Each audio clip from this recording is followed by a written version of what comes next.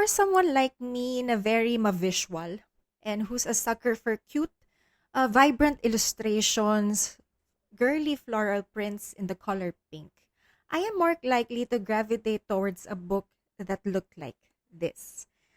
This is It Ends With Us by Colleen Hoover. But despite being marketed as a romance novel, would you believe that this book has a very dark theme about domestic violence?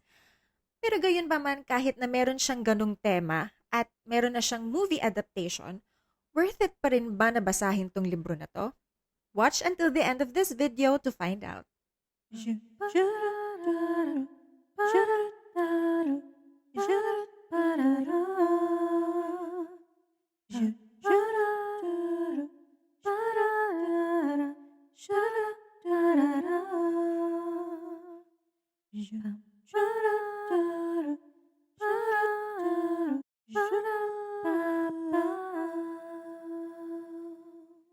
Hi guys, welcome back to my podcast. And as usual, if you're new here, please don't forget to comment, like, subscribe, and hit the bell icon so that you'll always be updated on my latest book reviews. And if you're listening over at Spotify and you just happen to come across my show, please, huwag kayong mahiya, i-follow nyo na po yung show ko because why not? Diba? Baka naman humahilig din po kayong magbasa. And if you know friends who also love to read books, please share the show to them as well.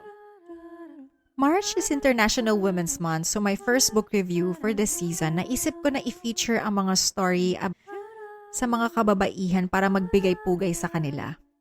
And I think that I find it very fitting to feature stories about women from different walks of life. Although the book, as mentioned, has themes of domestic violence and emotional abuse, my goal is to uplift women, especially those who went through this ordeal and survived.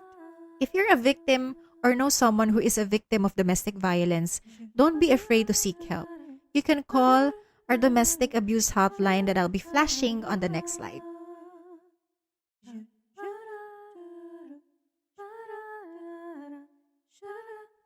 So something about the author.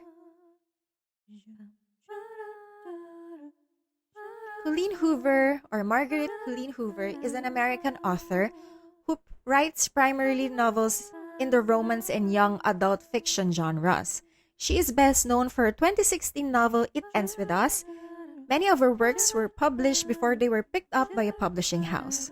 So, konting backstory. Sabi ni Colleen Hoover, this was definitely the hardest book that she has ever written. And I think that's due in part kasi meron siyang hugot. The novel is actually an inspiration of the domestic violence her own mother endured.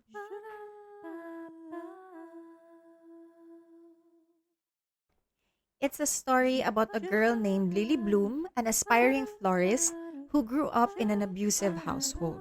So growing up, she witnessed, just like the author, she witnessed her own mother go through an emotional and physical abuse of her father. She developed closeness with her neighbor Atlas because I guess naaawa siguro siya kay Atlas because he was abused in such a way that he was neglected. And she then moved to Boston to fulfill her dream, and that's where she met and fell in love with Ryle Kincaid, a neurosurgeon. So the story will revolve around Lily going through a very difficult situation as she finds herself being emotionally and physically abused by the man she loves, just like her mother. So what I like about the book is that I found it very empowering because I believe that there are so many women out there who are suffering from domestic or emotional abuse, and this book gives light to that kind of life. Despite the book having a very dark theme, happy ending naman siya. So that I would say. I'm obviously not allowed to reveal so much because book review nga lang ito. Pero I would say na yes, happy ending naman po siya. So, as part of my efforts to encourage my viewers to read books, naisip ko na why don't I think of like a segment that I could add to my show that will intrigue my viewers. I thought of adding a trivia segment. So my question is, what was the defining moment in Lily's life that really made her decide enough is enough? Ayoko nang hayaan na i-continue ng partner ko yung ginagawa niya sa akin na pananakit. To stand up and say no. Did you know that there's a movie adaptation released recently about this book? I want to see you again. Well, now you see me. Share the emotion. Share the experience. Share the worldwide phenomenon together. You're the best friend I ever had. It ends with us. Now playing exclusively in theaters. Rated PG-13. And it starred Blake Lively and Justin Baldoni. Unfortunately, mas na-focus yung attention ng mga tao dun sa issues ng dalawang artista. And because of that, hindi tuloy sana nabigyan ng focus yung main theme ng story, which is domestic violence. So, more on that later. So, my favorite character is Lily Blooms because I admire her strength and her drive to fulfill her dreams of becoming a florist. And for me, napaka-simple lang ng gusto niya in life, and I like that. It really goes to show that your aspirations in life doesn't have to be big. Parang pwede naman kahit simple lang na trabaho meron ka. Okay lang kahit na simple lang ang buhay mo, and you still could be happy pa rin naman. And I also like her simple girl next door style. Mas nagre-resonate kasi ako sa mga ganong klaseng character kesa dun sa mga heiress, supermodel type na karakter. Yeah, so what I don't like about the book, I'm not really a fan of books that have dark themes. I don't like when women are being portrayed as weak. Kasi palagi na lang nila pinapatawad o pinagbibigyan yung tao na nananakit sa kanila kasi mahal nila. Ayoko naman ganong klaseng storyline eh. Pero ba't ko pa siya binili? Kasi nga siguro because of how it was marketed and just really out of pure curiosity.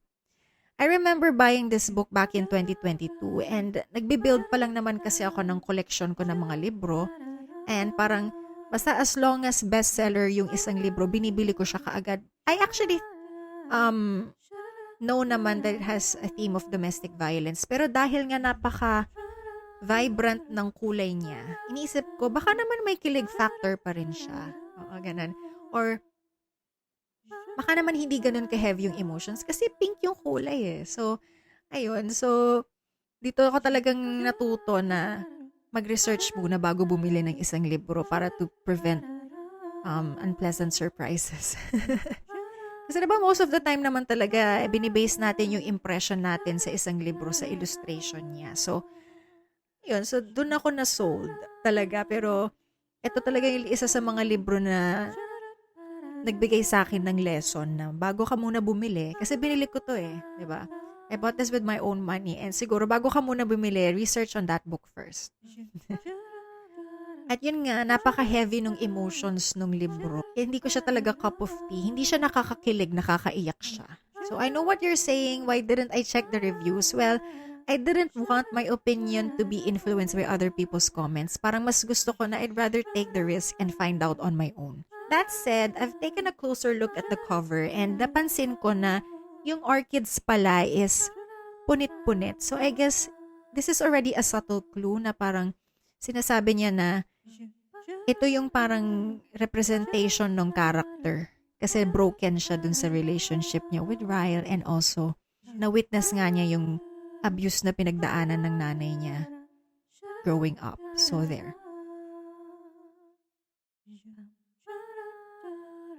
As mentioned, there is a movie adaptation but unfortunately, nabahira ng kontrobersiya yung pelikulang ito. Yung sanang napaka-empowering message of hope para sa mga kababaihan na focus yung attention dun kila Blake Lively at Justin Baldoni. Because there have been allegations of bullying, inappropriate work behavior, nabastos daw si Blake, na body shame siya. Pero sa isang banda, parang ang lumalabas is gusto lang talaga i-take over ni Blake Lively yung production rights ng pelikula. Kaya niya to ginagawa. Kaya niya sinusmear campaign si Justin Baldoni. This had led to both parties filing a case against each other. Dadawit pa yung pangalan ni Taylor Swift kasi lumalabas, she had a huge influence in the production of the movie.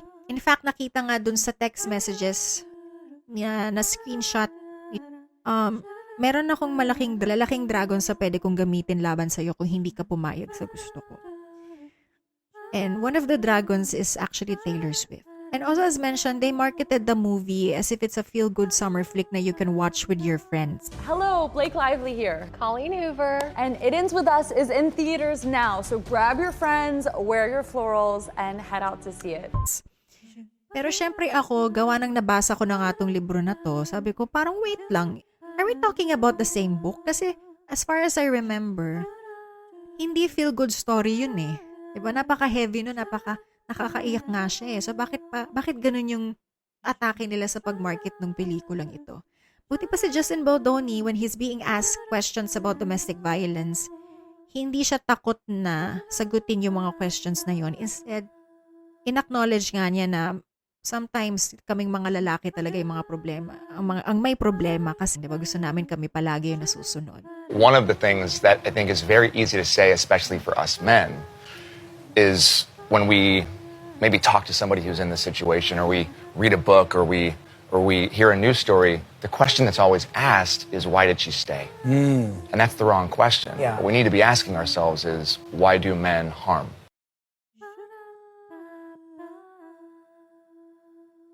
When she's being asked questions about the movie or even domestic violence, she would skirt out of it and nagiging sarcastic minsan yung mga sagot niya, napaka-inappropriate. So yun yung napuna sa kanya ng mga netizens. How would you recommend they go about it? Like asking for like my address or my phone number or like my location share. Pinromote niya instead yung kanyang bagong shampoo and liquor line, which is napaka-inappropriate. Kasi diba, yung mga abusers, usually may kaakibat na alak yung mga yan. So, napaka-tone deaf. Why would you promote or why would you launch yung bago mong liquor business sa isang event na ang message nga niya is to prevent domestic violence?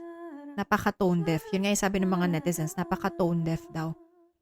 While I understand na yung mga artista are tasked to encourage people to watch the movie despite it having a very dark, emotional theme, kung may trigger warning, they should have done it in such a way na hindi nila iniwasan yung mga questions about domestic violence. Parang dapat in-address pa rin nila yon. And then nag-insert sila ng very powerful message of hope para positive pa rin, di ba? In that way, you're properly setting expectations sa mga manonood. You're not false advertising it. And you're also being considerate, di ba? Parang consumers yun eh. Bibili sila ng ticket para bumili ng pelikula mo. So, you could have at least done that for your consumers.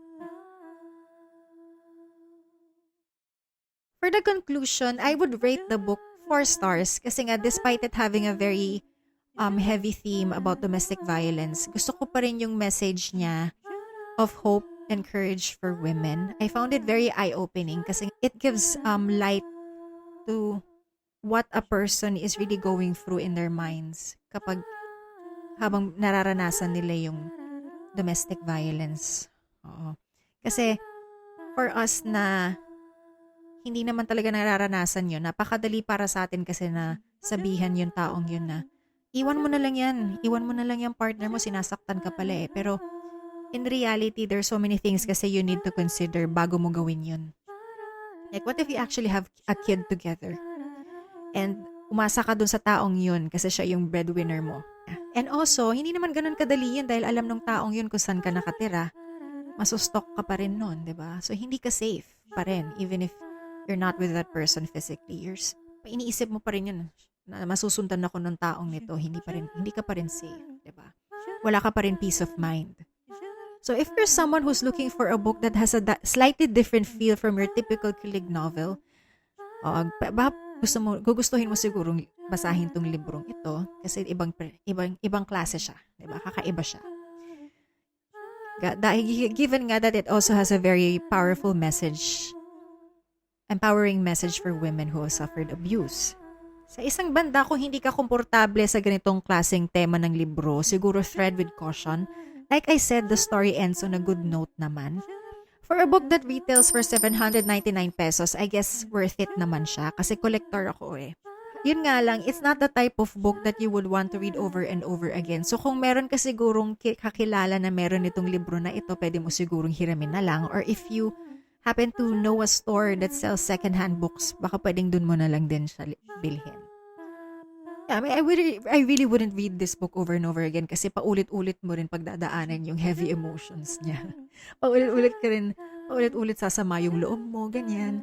So, oo, tama na yung isang beses lang. So, my favorite quote from the book, cycles exist because they are excruciating to break. It takes an astronomical amount of pain and courage to disrupt a familiar pattern. Hanggang saan mo ba kayang itolerate yung maling ginagawa ng partner mo sa'yo dahil mahal mo siya? Diba? Word of the day, excruciating. And according to Merriam-Webster, causing great pain or anguish, agonizing. Another term is very intense and extreme.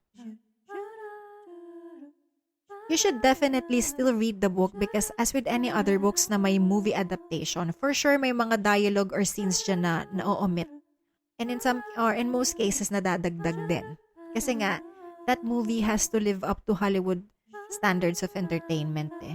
And also, ang nawawala kasi kapag umaasa ka na lang sa mga pelikula is that yung nawawala yung tinatawag na personal imagination. Kasi while you're reading a book, you get to form the images in your head. And obviously, ibang experience kasi if you get to form the images in your head on your own eh. Kasi yung nakaasa ka na lang doon sa visual ng mga pelikula. And also, it will allow you to have your own perspective. Kasi kapag pelikula yan, nakafocus na lang yung perspective sa isang viewpoint. So those are only a few reasons why you should read the book. Pero syempre, in my case, dahil nga, ito yung advocacy ko, which is yung to encourage people to read books. I would still recommend that you read books kahit pa Harry Potter yan, Twilight yan, or Narnia ba yan. I would still encourage you to read the book kasi nga it will give you an entirely different experience. Ang sarap pala magbasa dahil namumulot ang ating mga mata sa mga issue na hindi tayo pamilyar at hindi natin danas. At sa ganung paraan, marami tayong natututunan. Ang sarap pala magbasa dahil sa pamamagitan ng mga kwento na bibigyan ng boses sa mga kababaihan na hihirapan na ipagtanggol ang sarili nila. At ang sarap pala magbasa dahil nga sa pagkakamali ko, nag-rely lang ako sa itsura ng libro na to kaya ako siya binili. Dito ako natuto na mag-research para maiwasan ko yung disappointments or unexpected unpleasant surprises once na mabasa ko na yung libro. Huwag padadala sa magandang packaging, pag-aralan ng mabuti ang isang bagay, tao, issue, bago paniwalaan. So last trivia, para maengganyo kayo lalo na basahin ng libro, who does Lily end up with? So sino ba kaya yung makakatuluyan ni Lily? Papatawarin niya ba si Ryle? Bibigyan niya ba ng ultimatum? O pipiliin na niya si Atlas Corrigan na that's been with her all this time? Oo. You can comment down below para alam ko rin na napanood mo yung video hanggang sa huli. And so there, thank you so much for watching. Don't forget to comment, like, subscribe, and hit the bell icon so that you'd always be updated whenever I have new book reviews. And if you're listening over at Spotify, please don't forget to follow my show as well and help me build a community of bookworms. So once again, this is Ang Sarap Pala Magbasa with your host, Tessa Saavedra. Wherever around the world, good morning, good afternoon, good evening. Thank you so much for listening.